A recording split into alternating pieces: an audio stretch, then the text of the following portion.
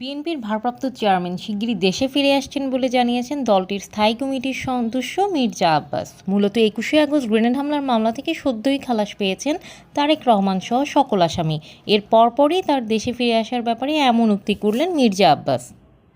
রোববার ১লা ডিসেম্বর জাতীয় প্রেস ক্লাবের আব্দুস সালাম হলে স্বাধীনতা ফোরাম আয়োজিত বর্তমান প্রেক্ষাপটে স্বাধীনতা, গণতন্ত্র ও ভোটের অধিকার শীর্ষক আলোচনা সভায় প্রধান অতিথির বক্তব্যে উপস্থিত সবার উদ্দেশ্যে বিএনপির সিনিয়র নেতা বলেন, বিজয়ের প্রথম দিনে আপনাদের একটি সুখবর দিতে চাই। সেই মামলার রায় আজ প্রকাশ পেয়েছে এবং তারেক রহমানকে খালাস দেওয়া হয়েছে। মির্জা আব্বাস বলেন, একটি ভুল, মিথ্যা ও সাজানো গল্পের উপর মামলা তৈরি করে সাজা দেওয়া হয়েছিল। ২১শে আগস্ট গ্রেনেড হামলা ছিল বিদেশি শক্তি দ্বারা একটি পরিকল্পিত হামলা।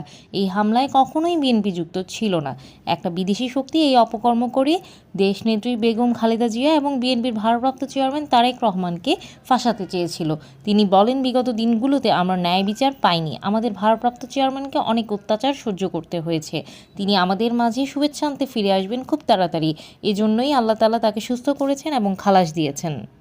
বিএনপির স্থায়ী কমিটির এই সদস্য বলেন, আমরা ইউনূস সরকারকে ঠিক পথ দেখানোর চেষ্টা করছি।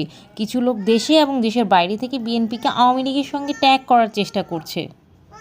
আমি তাদের বলতে চাই, শহীদ রাষ্ট্রপতি জিয়াউর রহমান স্বাধীনতার ঘোষণা দিয়েছেন। এই কথা আমরা বারবার বলতেই হবে, কারণ বিগত ১৫ বছরে আওয়ামী লীগ সঠিক ইতিহাস ডাস্টবিনে ফেলে দিয়েছে, কিন্তু আমরা সঠিক কথাগুলো আপনাদের সামনে তুলে ধরতে চাই।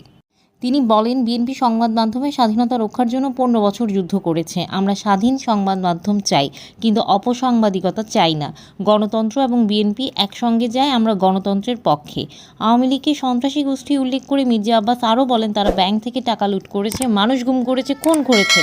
পানি এবং তেল কখনো মেলে না, তেমনি আওয়ামী লীগ আর গণতন্ত্র একসঙ্গে যায় না।